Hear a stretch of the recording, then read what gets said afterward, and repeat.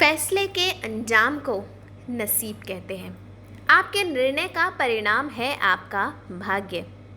शादी करना आपके हाथ में है, लेकिन जीवन साथी अच्छा है या बुरा, यह तकदीर की बात है। सफ़र करने के लिए ट्रेन पकड़ना आपके हाथ में है, मगर उस ट्रेन में मौजूद सवारियां, वे कौन लोग होंगे, अच्छे या बुरे, आपके हाथ में नहीं है। यह तकदीर की बात है। आज हम आपको तकदीर के बारे में, नसीब के बारे में, मुस्तकबिल के बारे में, आगे आने वाली भावी घटनाओं के बारे में और आपके फैसलों से बनने वाले भाग्य के बारे में बताएंगे।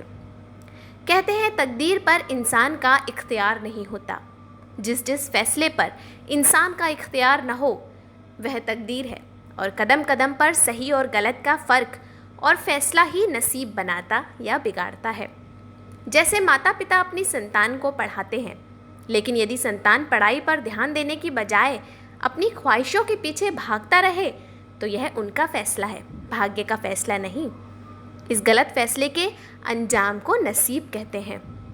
तकदीर को ना मानने वाले कहते हैं दुनिया का कोई बंदा अपने मुस्तकबिल को नहीं बदल सकता।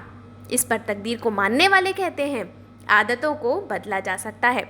जो अपनी आदतों को बदलता है, कुदरत उसका मुस्तकबिल बदल देती है। हम अपनी आदतों को बदलते ही नहीं, वही पुरानी आदतें चल रही होती हैं, और फिर सारी ज़िंदगी गुजार कर हम यह कहते हैं कि मेरी किस्मत ही ऐसी है, मैं ही मनहूस हूँ। ग्रह नक्षत्र किसी का बुरा नहीं करते। इंसान के गलत फैसले ही उसका बुरा कर सकते हैं। इंसान के सही फैसले ही उसकी तकदीर बनाते हैं। हम अपनी मर्ज़ी से, अपने विवेक अनुसार जो कुछ भी कर रहे हैं या करेंगे, वह आगे जाकर किस्मत की रूपरेखा बनती है।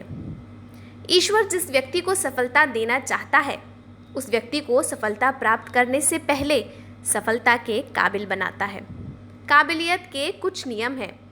जब तकदीर में सफलता लिखी हुई हो और आलस्य या किसी कारणवश हम काबिल न हुए, तो कष्टों द्वारा हमें काबिल बनाया जाता है, यानी कि मजबूत बनाया जाता है। पृथ्वी पर इंसान को सिखाने के लिए सबसे बेहतरीन उस्ताद तकलीफ़ है। कभी कभी किस्मत की तकलीफ़ इसलिए लिखी रहती है, यानी कि हमारी किस्मत में तकलीफ़ इसलिए लिखी रहती है ताकि तकलीफ़ हमें मंजिल तक पहुंचा दे। ज्योतिष में कष्टयोग के बाद ही राजयोग आता है। क्या आपकी कुंडली में राजयोग है? कब समाप्त होगा आपका कष्टयोग? ये सब जानने के लिए ग्रह नक्षत्रम प्रयागराज में ज़रूर आएं, क्योंकि किस्मत ग्रह नक्षत्रम में जाने, मेहनत स्वयं करें और बुद्धि द्वारा सही निर्णय लें।